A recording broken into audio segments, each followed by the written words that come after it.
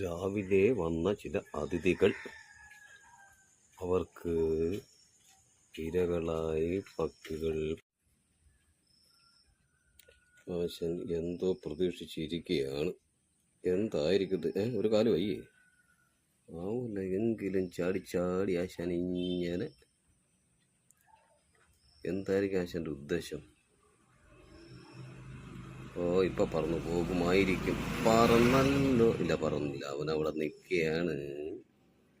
അവൻ എന്തോ മനസ്സിൽ കണ്ടിട്ടുണ്ട്.